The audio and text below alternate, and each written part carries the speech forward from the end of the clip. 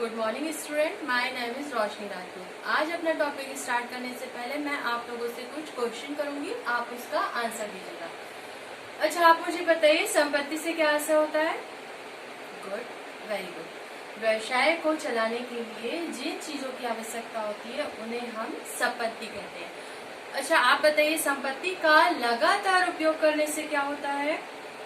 Very good. संपत्ति का हम जब लगातार उपयोग करते हैं तो धीरे धीरे उसकी उपयोगिता में कमी आती है। जो उपयोगिता में कमी आती है उसके कारण क्या होता है? नहीं मालूम, कोई बात नहीं। उपयोगिता में कमी आने से संपत्ति के मूल्य में भी कमी आती है। अच्छा, मैंने ये बताया। अब आप मुझे बताइए जो संपत्ति के मूल्य में कमी आई उसे हम क्या बोलेंगे? कोई बात नहीं। संपत्ति के मूल्य में जो कमी आती है उसे हम वाणिज्य की भाषा में हराश, डेप्रिसिएशन कहते हैं। और यही मेरा आज का टॉपिक है, हराश।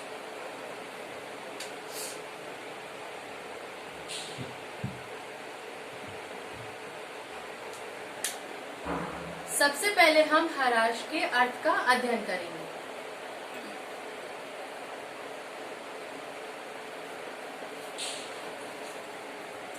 जो वस्तुएं निरंतर उपयोग में लाई जाती हैं, निरंतर उपयोग करने से उनकी उपयोगिता में कमी आती है, उनके गुणों में कमी आती है, उसे ही हम मूल्य ह्रास कहते हैं।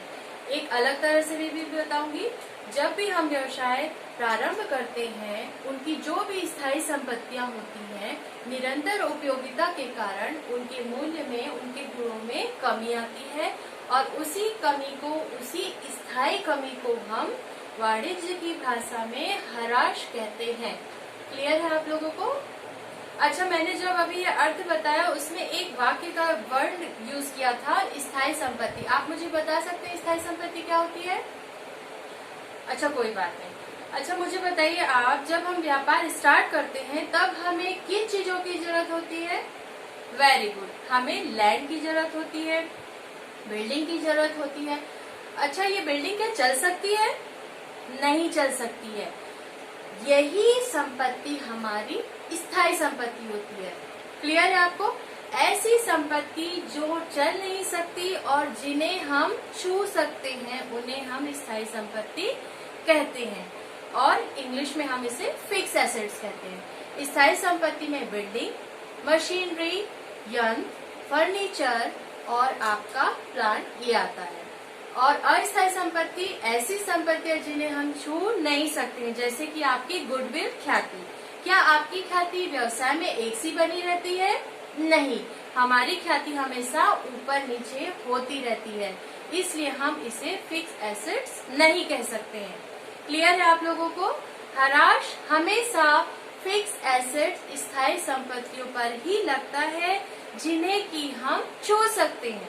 ओके, अच्छा, हराश को हम एक और भी कई चीजों वाक्यों में वर्णन करेंगे। हराश को हम घिसावट भी बोलते हैं, घिसाव भी बोलते हैं, अवक्षरण भी बोलते हैं।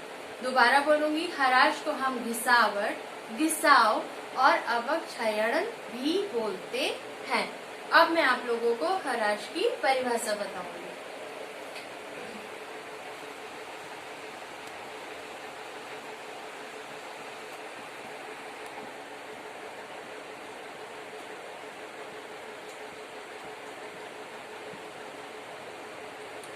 हराश की परिभाषा का अध्ययन हम प्रोफेसर विलियम के शब्दों के अनुसार करेंगे।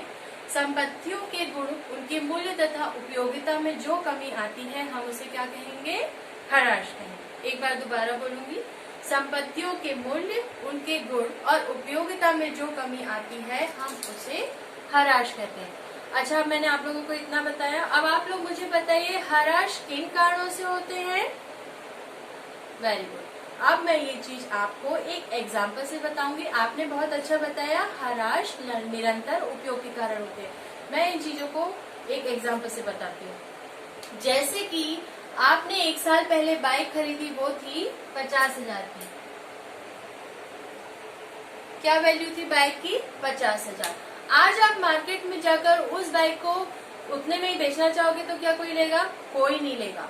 वो ये बोलेगा मैं क्यों लूं इतने में? आपने एक साल पहले ली थी, क्या बाइक वैसी कंडीशन में है क्या? वो बोलेगा मैं 20,000 से ज्यादा रुपए आपको नहीं दूंगा, तो उसने आपको कितने रुपए दिए? 20,000। आपका कितना लॉस हुआ? 30,000 का। और ये जो वैल्यू आई ये भी आपका कहलाएगा हराश। ठीक है, अब आप मुझे बताइए हराश किन कारणों से हुआ होगा? उस पर्सन ने आपको उतने रुपए क्यों नहीं दिए? वो आपसे बोलेगा अब तो नए नए मॉडल आ गए मार्केट में, मैं आपको इस पुराने मॉडल की इतनी वैल्यू क्यों दूं? समझ में आया आप लोगों को? Very good. मतलब फीचर्स में कमी आई, मॉडल में कमी आई, कंटिन्यू आपने उसका उपयोग किया तो कहीं से वो टूटी होगी, आपको उसका मेंटेनेंस देना पड़ा होगा, रिपेयर करवाना पड़ा होगा, कहीं स्क्रैचेस आ गए होंगे। ये सभी कारण आपकी संपत्तियों के मूल्य में क्या करते हैं? कमी लाते हैं। आपको क्लियर है? Very good.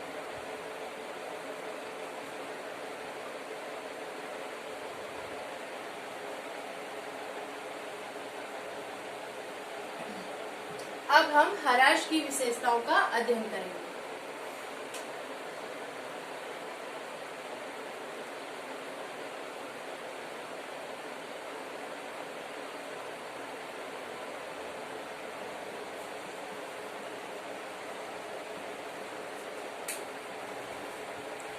चार्ट आप लोगों को दिख रहा है।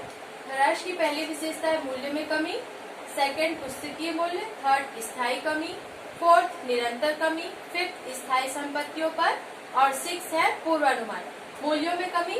अच्छा, आप मुझे बता सकते हैं हराश से मूल्य में कमी क्यों आती है? Very good. निरंतर उपयोग करने से संपत्ति के मूल्य में कमी आती है। सेकंड पॉइंट है पुस्तकीय मूल्य।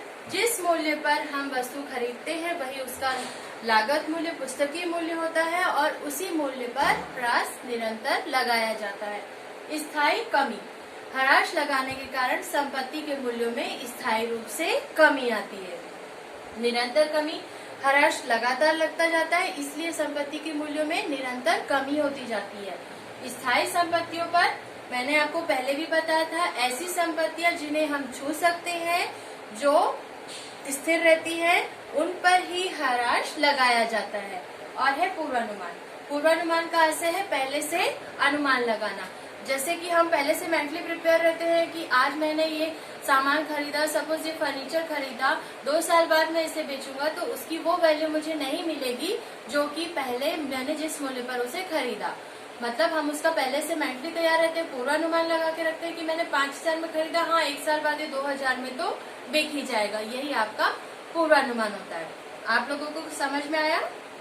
Very good. इस तरह बच्चों आज हमने हराश का अर्थ, परिभाषा और हराश की विशेषताओं का अध्ययन किया। अब मैं आप लोगों से कुछ सवाल करूंगी, आप लोग मुझे उसका जवाब दीजिएगा। अच्छा, आप लोग मुझे बताइए हमने हराश की कितनी विशेषताओं का अध्ययन किया था? वेरी गुड, 6 विशेषताओं का अध्ययन किया था। अच्छा, आप मुझे बताइए कोई 2 विशेषताओं का नाम।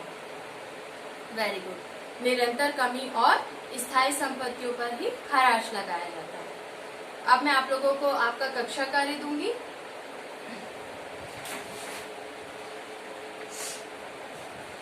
ये आपका होमवर्क है, ये आपको यही करना है।